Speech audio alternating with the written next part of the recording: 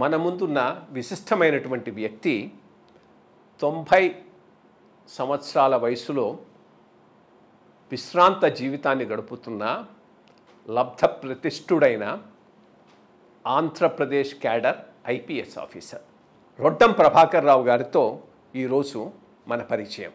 చిన్నప్పటి ప్రస్థానం, మీ family background. First year ఎన్సీసీలో నేను 2 షార్ట్ అయిపోయాను.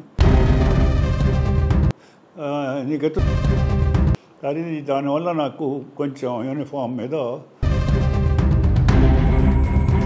రాజకీయ నాయకులతో నాకు ఎప్పుడు,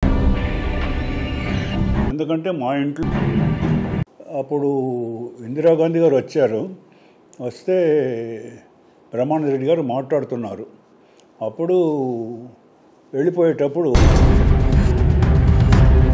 గుంటూరు జిల్లాలో కూడా అప్పుడు naxalism suddenly 1976 I was asked by ఇంతవరకు మీరు ఎస్పీగా ఏఎస్పీగా పనిచేసినప్పుడు ఆర్ ఎస్పీగాను డిఐజీగా ముఖ్యమంత్రులు ఎవరు, వాళ్ళతో మీ ఇంటరాక్షన్ ఎట్లా ఉంది? సంజీవ్ రెడ్డి గారు నా చిన్నప్పటి నుంచి అనుకుని ఆయన సీఎం గాను నేను ఎక్కడ, తర్వాత బ్రహ్మానంద రెడ్డి గారు వచ్చారు. బ్రహ్మానంద రెడ్డి నేను విన్నది గుంటూరులో మీరు చేసిన యాంటీ నక్సలైట్ యాక్టివిటీకి ఇంప్రెస్ అయ్యి వెంగళరావు గారు మిమ్మల్ని, కరెక్టేనా? ఎగ్జిబిషన్ ఓపెనింగ్ అయిపోయి కూర్చున్నాము. మేము కూర్చుంటే suddenly, but they were very,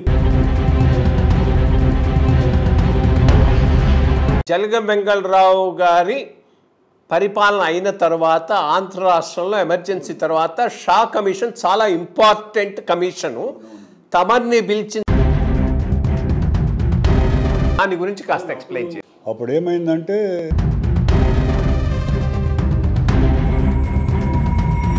they had enquiries against me. One was Naxalite, it was totally because at that time NTR garu theatre attack very handled all that. Ranga murder took place. Ranga murder అయినప్పుడు was so very very nice to me.